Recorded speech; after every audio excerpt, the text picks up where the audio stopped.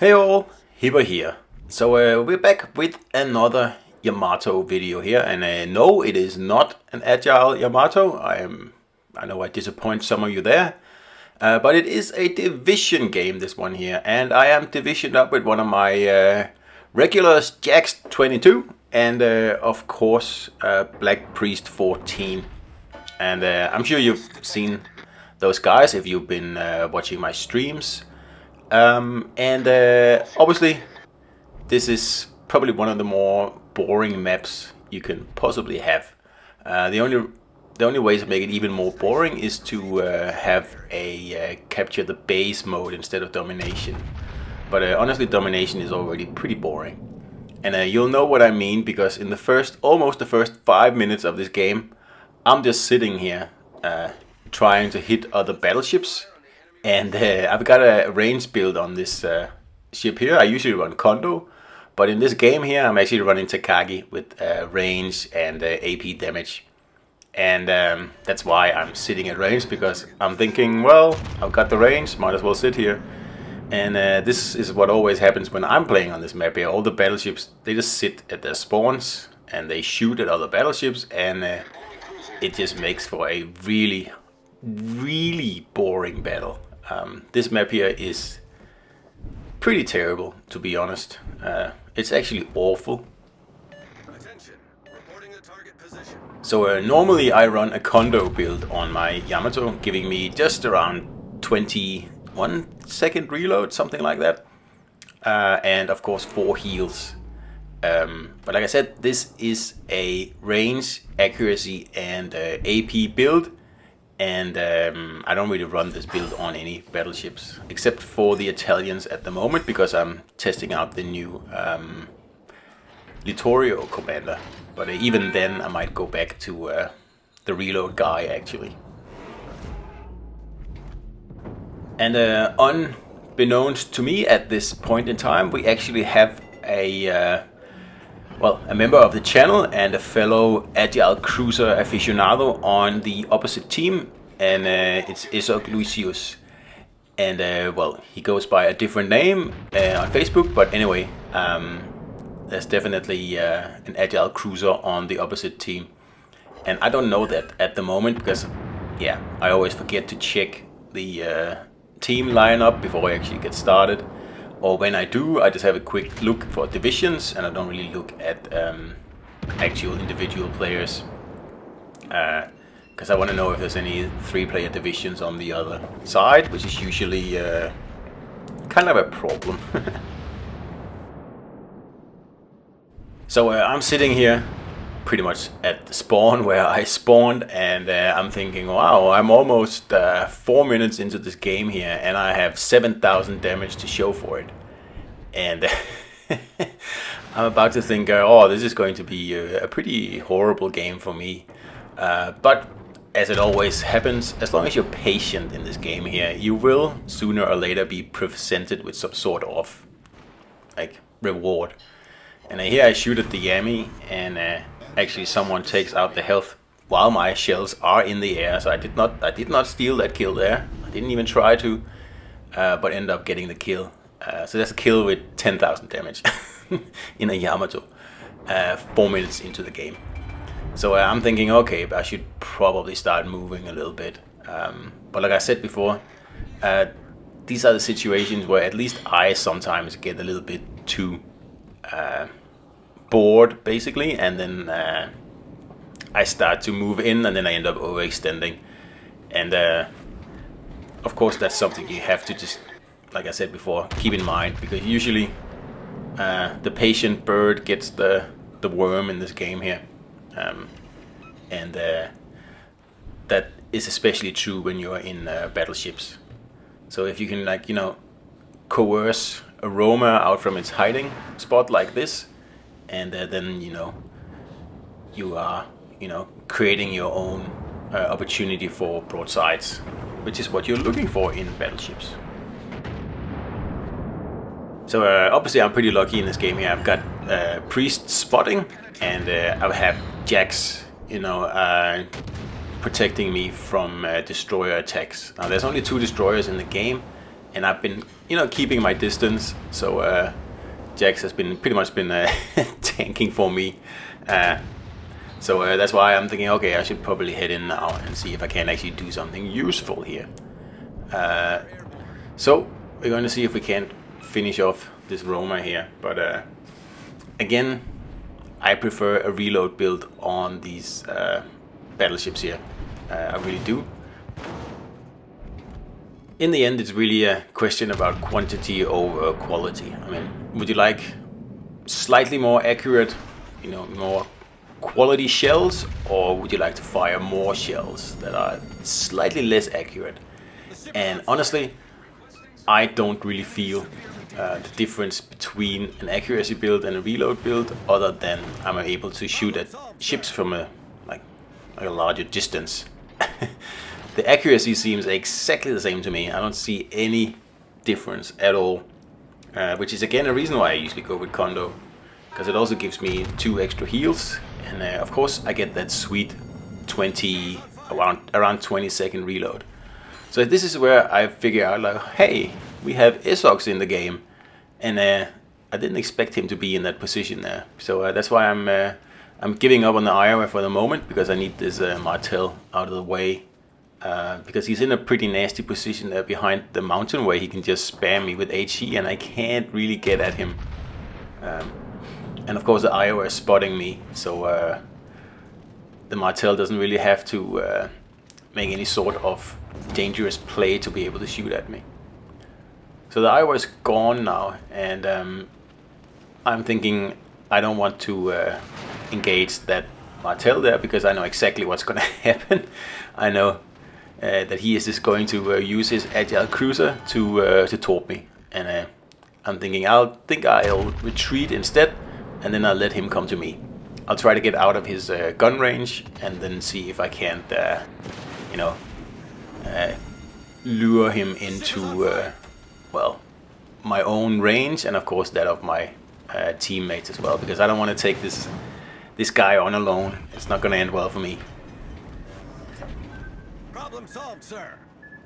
So another reason that I am retreating here is the fact that we have 2 caps. There is no reason to really push anymore. We have, you know, majority of the caps in the game, so we are going to gather more tickets than the enemies are. So it's simply a better play to just move back a little bit and then see if we can force this Martel out in the open, and then see if we can't, you know, finish him off then. So that's why I'm just turning around, thinking, okay, I don't want to get burned. I'm going to head back and see if I can't find something better to do, really, because this Martel is not really a threat. He's not trying to cap, and he's not really threatening the B cap. He's just trying to set me on fire. So if I remove myself from his range, then, well, there's not much left for him to do out there, and either he can sit there and hope that I return, or he can, you know, leave his comfy island and come out and see what happens. And again, another reason I prefer Kondo is the fact that I get 4 heals. You can see I've already used my heals, and it's primarily due to all the AC spam getting set on fire the whole time. And another 2 heals will really allow you to survive most HE spam encounters, even against Clevelands and stuff.